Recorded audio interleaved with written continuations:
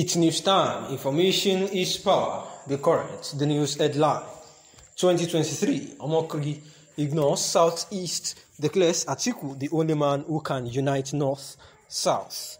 A former aide to ex-President Goodluck Ebele Jonathan, Reno Omokri, has described the former President Atiku Abubakar as the only man who can unite the country and bring prosperity to its citizens. This is just as Omokri endorsed Atiku as the most qualified candidate to succeed President Muhammadu Buhari in the 2023 election. He said, apart from being able to unite the North and South, the former vice president has what it takes to end poverty in the country. Omokri shared a photo of Atiku on his social media account on Monday with the following caption: "Look at him, looking young, fit, trendy, and in full holiday mood and mode. Alhaji at Atiku Abubakar, by the grace of God, my choice as the next president of the Federal Republic of Nigeria, who will help us bid farewell to poverty and welcome to prosperity.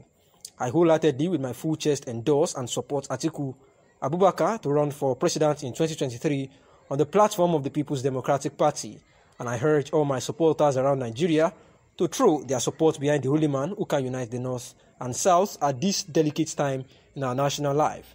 Atiku was the 2019 presidential candidate of the People's Democratic Party (PDP). Omokri served as Jonathan's special assistant on new media and in September backed the Northern Governors Forum rejection of power shift to the South, saying he wants power to remain in the North after 2023 to teach Southerners the power of unity. Southerners united with Northerners to betray an innocent Southerner in 2015 and expect Northerners to trust them. Even you, when will you trust someone who sells his next door neighbor to you? Betrayers are by their nature very unreliable. If they can betray one close to you, they can also betray you to others. Look at Femi Fani-Kayode. No Northerner can exhibit such a trait. Chue, he wrote in an Instagram post. For President Muhammadu Buhari, to see how to manage the security affairs of the nation if the country would actually not burn into much more chaos, seeing that according to presidency sources, the meeting scheduled to hold on Tuesday 14th December on Wednesday 15th in Abuja has the capacity to inflame passions, allegedly cause ethno-religious tensions with consequential negative effects on national security and unity of the country, which authorities have continued to insist is non-negotiable because there are strong indications that the former president Olusegun Obasanjo may summon a meeting intended to discuss the security situation in the country, and the sources who spoke in confidence said the meeting will hold barring any last-minute change in plan by the respected former ex-president from 1999 to 2007 and head of state 1976 to 1979. And this was, as they wondered, why the ex-Nigerian leader, Pan-Africanist and personality of global repute, will contemplate such a mood at a time when all men and women are of good conscience were expected to join hands with the government in a bid to solve the challenges confronting the nation. At the time of filing this report, it was gathered that Chief Obasanjo has already sent out letters of invitation preparatory to the colloquium.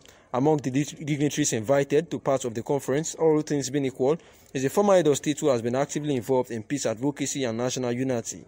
Before the meeting, he may meet with respected Ijaw leaders and former Federal Commissioner of the Information, Chief Edwin Clark.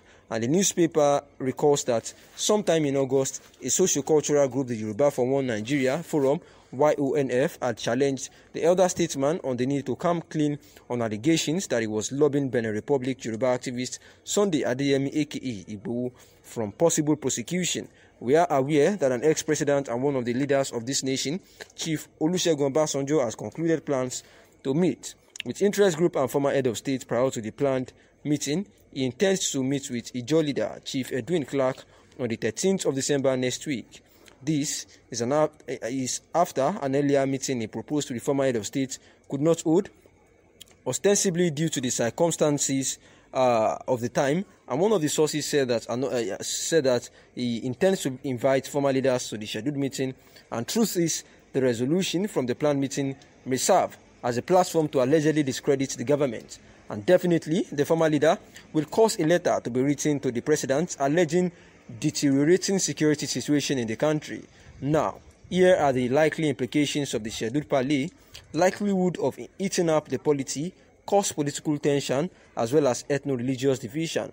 It also has the capacity of triggering disunity, disloyalty to civil authority after allegedly painting the government as weak and incapable of discharging its responsibilities to its citizens. And therefore, ultimately, this may lead to civil disobedience and the resultant effect of which remains unpredictable. If history is anything to rely on, you may please recall that the respected elder statesman is given to written open letters to leaders, especially towards the end of their tenures, preparatory to crucial elections. And these are the proposed assumptions about the meeting being planned, amidst these stakeholders. Also, we know that President Muhammadu Buhari, at the time, reviewed the sponsors of Nnamdi Kanu and Sunday Igboho, particularly saying that they were part of those the aims of the affairs of the nation, where in his Independence Day speech on a Friday, he revealed that investigations into the activities of both Mazen Nnamdi Kanu and Sunday Adeyemo Igboho were still being investigated, and it has yielded a lot of information. We know that Sunday Adeyemo, aka Igboho, is still at the detention of the DSS, is still at the detention of the Benin Republic, officials who are yet to, release him. And Mazen Nnamdi Kanu still at the DSS facility, awaiting further charges, although they had given him audience for comfortability, of which the DSS are still floating.